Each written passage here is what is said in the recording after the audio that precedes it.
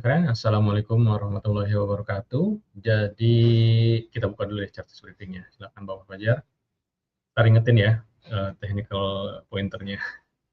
Ya, jadi ini untuk IHSG-nya. IHSG-nya kemarin koreksi. Jadi kalau misalnya kita perhatikan kemarin ketika koreksi gagal bertahan di 8214 dan 82 dan dia koreksi bahkan dia bikin lower low di bawah 8170.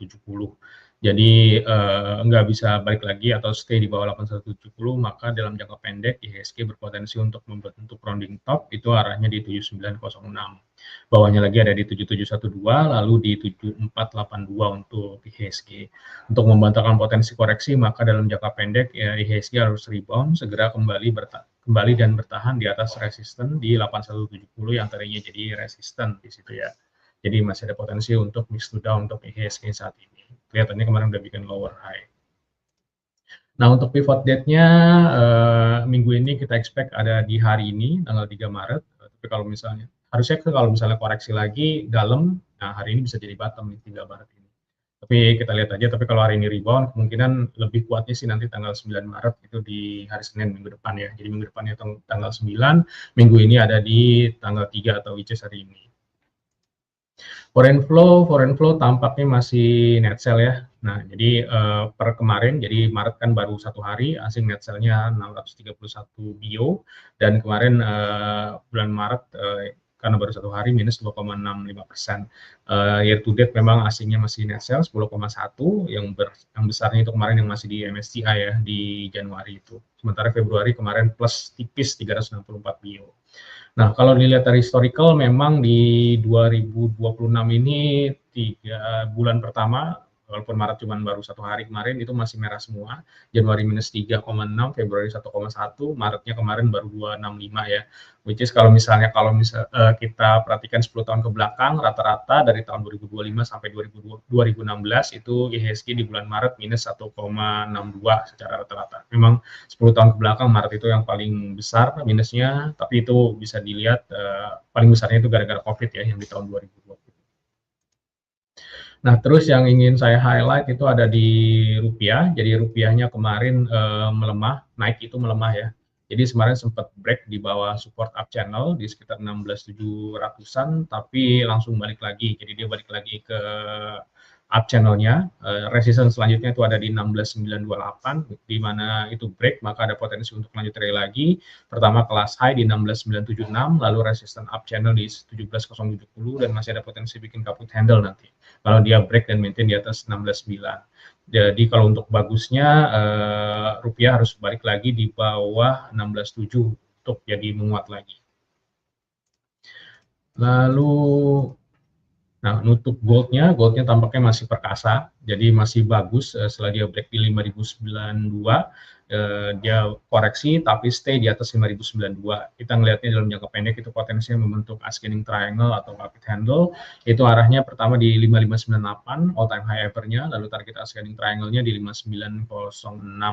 Sementara supportnya masih di 5.092, nih target wave 3-nya itu ada di 7.172 untuk gold. Sementara minyaknya juga kemarin udah kena target inverted trailing shoulders di 71,2. Silakan lihat chart briefing yang minggu kemarin, di hari Selasa kemarin, udah kena targetnya. Jangka pendek itu potensinya koreksi dulu, tapi koreksinya cuma bikin wave 4, itu targetnya di 69 sampai 67. Maintain di level itu potensinya bikin wave 5 dari wave 3-nya itu ke 80,4 untuk minyaknya. Sementara yang menarik itu ada di call ya. Call ini belum update, pagi ini udah update sebenarnya. Ini kemarin saya ambilnya ya, bikinnya kan kemarin ya.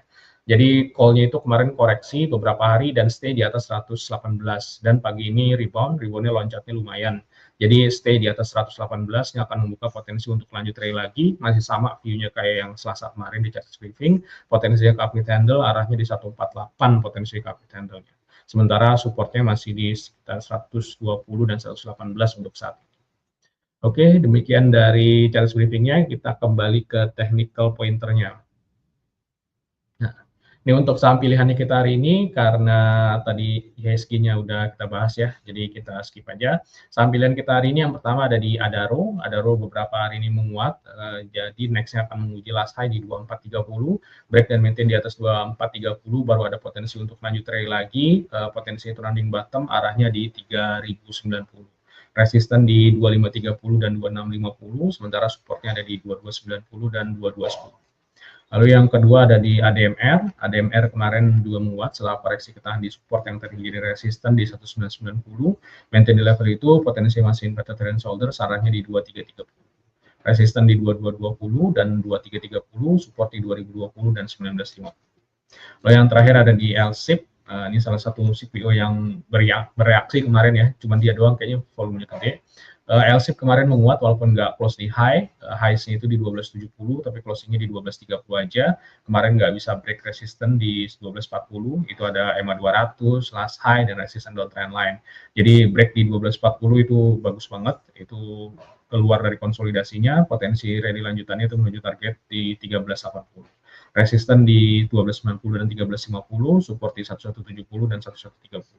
Dan pada perdagangan kemarin di 2 Maret ya, itu ada 9 action di sini. Ya karena kemarin turunnya lumayan gede, jadi ada 9, 2 stop loss dan sisanya itu take profit ya pada perdagangan kemarin. Ini bisa dilihat di Mavic Trade ID. Oke,